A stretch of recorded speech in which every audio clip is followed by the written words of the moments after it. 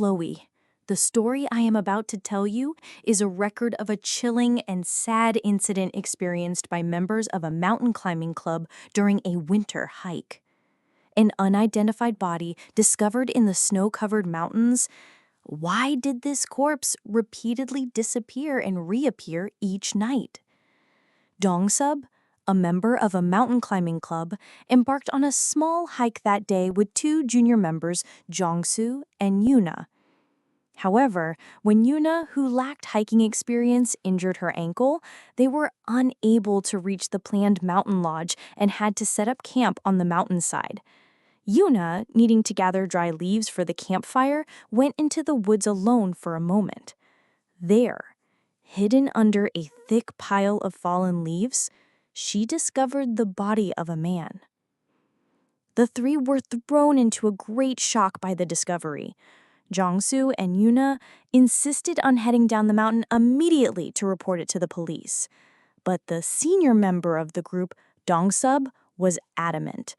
As fellow mountain lovers, we cannot leave someone who has died alone in this place, he insisted, arguing that they should spend the night by the body and carry it down together the next day.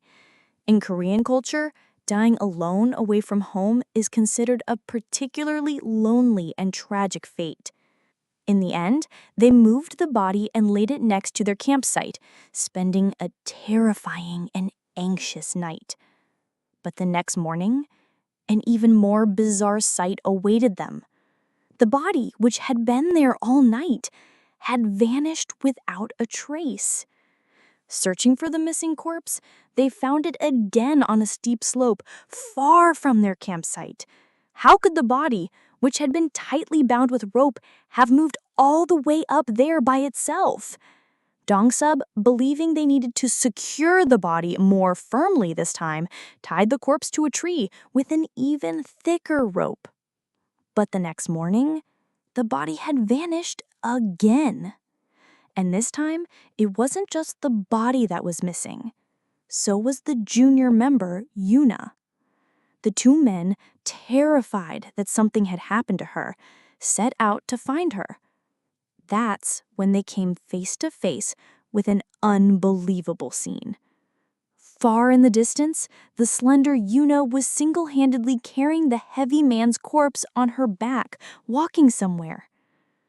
The two men carefully followed her from a distance. The place where Yuna finally set the body down, there was another corpse. That of a woman. A splint was attached to the woman's leg, as if she had injured it before she died. It was the moment the entire mystery was solved. A few days prior, a couple were hiking together when the woman injured her leg.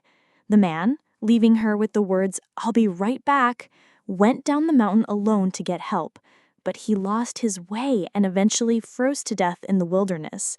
The woman, left alone, also perished while desperately waiting for her beloved to return.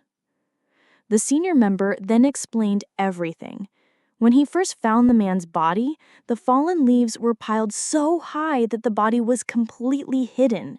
It wasn't a natural pile. Someone deliberately covered the body to conceal it. The man's spirit, even in death, had wanted to return to the place where his loved one was left alone. The body disappearing every night was the man's vengeful spirit trying to move his own remains to his lover's side. And Yuna carrying the corpse was the result of the man's spirit who, sensing her sympathy for their tragic story, briefly possessed her body.